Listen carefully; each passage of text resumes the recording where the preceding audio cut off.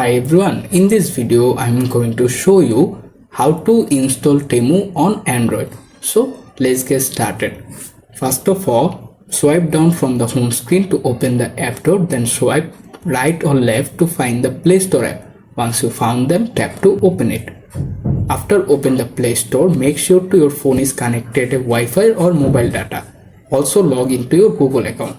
Then go to the search menu bar at the bottom or top. Here you can simply type Temu. Then hit search button. After that automatically appear the app, tap to open it. Make sure you are choose the correct app, not be copy or duplicate.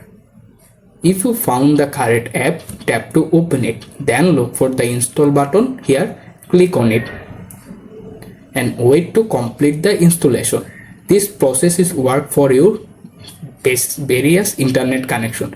If your phone is connected high power internet, the app is installed very easily, just a few seconds or few moments, and that's it. The app is automatically installed.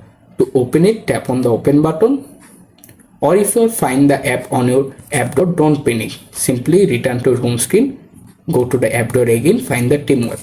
And that's it, how you can easily install the Temu app on your Android phone. Thanks for watching. Bye everyone.